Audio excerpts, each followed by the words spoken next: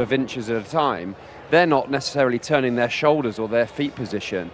So that little movement can be that half bat width distance that can catch the edge or make them miss it and hit the stump. So yeah, I think it's crucial. You should practice that in the nets. And if you're going to play league cricket this weekend, just practice just changing your angles just slightly at the back end of your run.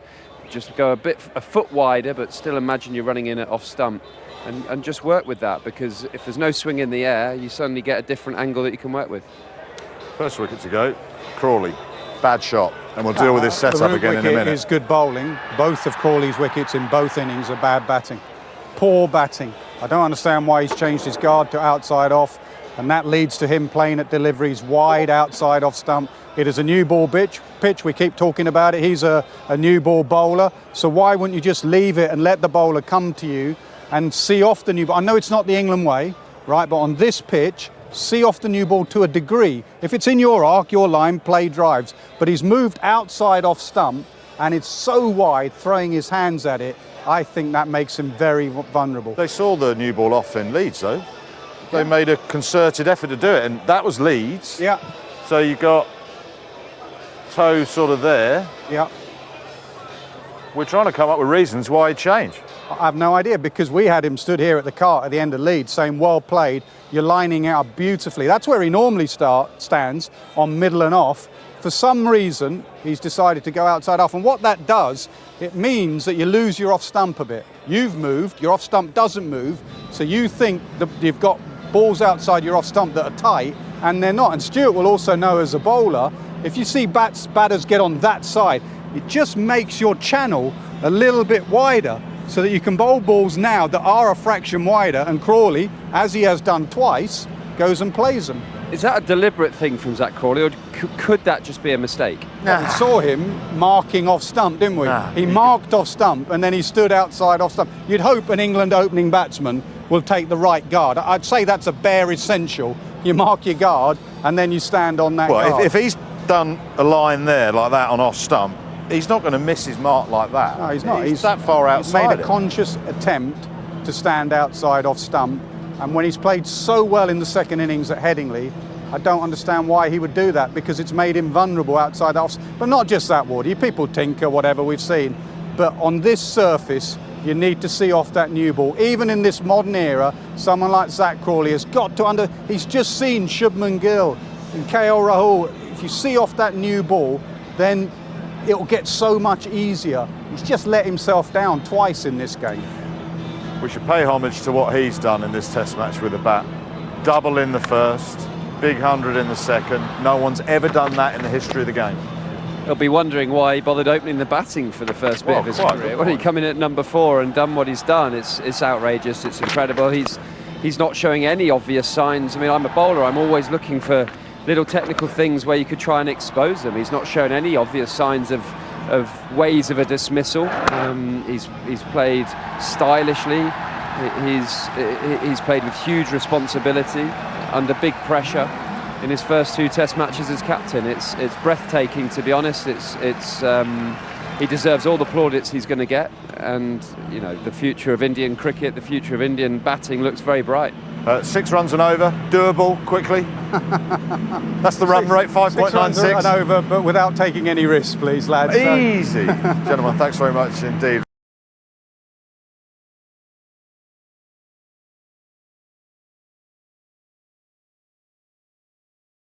Hi everyone, I'm Nasser Hussain, and I'm here with Ricky Ponting, and we're going to be interviewing each other to find a few things out. Right, first up, Ricky. I've not seen these questions, by the way. Did you write it? No, I've not. No. What was your favourite cricket venue in the world? Would have to be the MCG. We were lucky enough to play, obviously, Boxing Day Test there. You get 90-odd thousand, maybe over 100,000. One-day finals used to be played at the MCG. I actually managed to get a few runs there as well. So, yeah, thanks.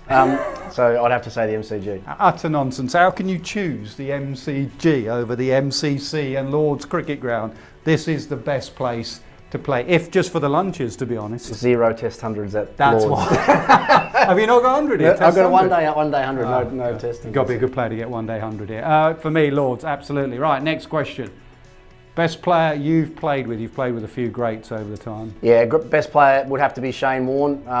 You know, reinvigorated spin bowling all around the world. You know, he was such a natural at what he did, and you know, bowling leg spin is not a natural movement. So, Shane Warne, the best player that I ever played with. You? For me, someone who played Shane okay, actually, Graham Gooch. I played with Graham at Essex. I used to sneak over the fence at Valentine's Park, Ilford, to go and watch Gooch bat for Essex. Just a phenomenal player, a fast bowling and spin bowling. Anything he sluggered with was a little dibbly-dobby. Terry Alderman. Yeah, exactly. Used to get him out LBW for fun. So, but Graham was just an incredible player. Go on, you ask the first one.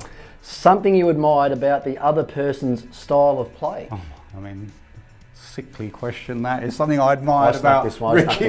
This is easier for me to answer than you, by the way. Something I admired that pull shot, because I stood at mid-on or mid-off with my bowlers, and they'd bowl it slightly full, and Ricky would just drill it past mid-on. I used to have a very straight mid-on, but Ricky would still. So they looked at me as if, what do I do? And I said, well, just pull your length back a little bit. He's on that front foot a lot. They'd pull their length back that much, and Ricky would just, that big pull shot he used to play for 6. So the pull, I would say. Yeah. I mean, you've got so much to choose from me. Well, I would say cover driving for Nasser is a bit. Would you say that was one of your better shots? My only shot, yeah. I would say, I wasn't narrowed down that far, but I would say cover driving. He had a very neutral grip on the bat, which is and a slightly open bat face, even the way that he tapped the bat on the ground, which made that cover drive of his an easier shot to play. So that's what I'm going with. Thanks, Rick.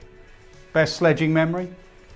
Oh, the funniest story I tell, I think, was Mark Waugh and Jimmy Ormond, actually, at the Oval. I'm not sure if you've heard this story, but... Can you tell it, by the way? I can. No, it's actually very funny. Okay. It's very funny. So Mark, it was pretty clear early on that Mark didn't rate Jimmy Ormond the way that he was bowling, and every boundary he hit him for, he'd say something like, can't believe you're playing a test match. You know, you wouldn't get a game for Canterbury, Bankstown. You know, New South Wales wouldn't even look at you.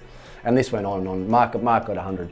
And then right at the end of it, Jimmy had enough, and he actually went down to Mark Waugh and he looked at him and said, I might be pretty average, he said, but at least I'm the best player in my family. So I actually thought that was quite funny. What about yours?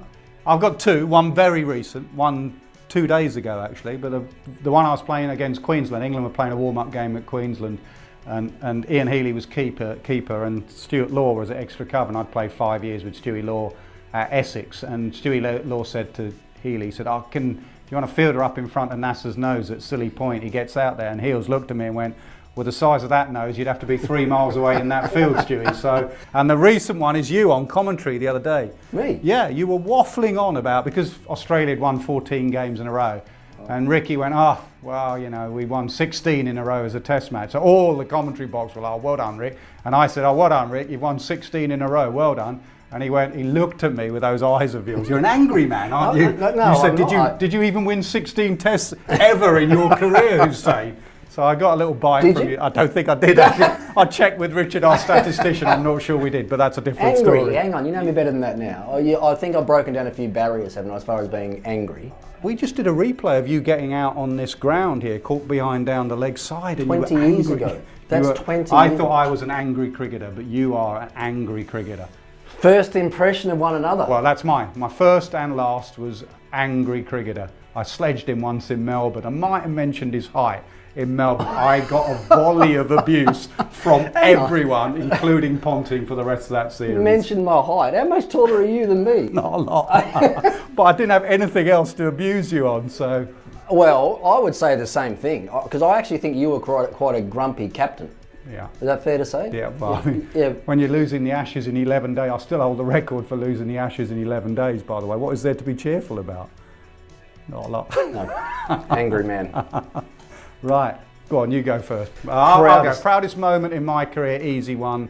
Well, 2, if I can. Captaining England, obviously. I mean, to ring my old man up who'd moved from Madras to England for his lads and daughters' education, and to ring him up and say, Dad, I'm now England cricket captain, was the proudest moment of my career. But on the field, the double 100 against Australia at Edgbaston. I'm telling you my story. You're looking at the cricket. I'm listening. You're watching the cricket, and I'm telling you my proudest moment. Yeah.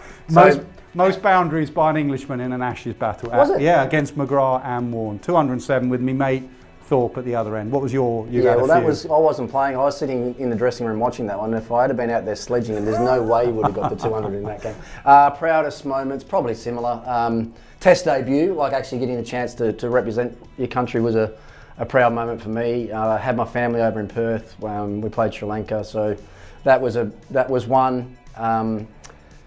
Yes, captaining my country, although I'd never really thought about it, because if you think about the teams that I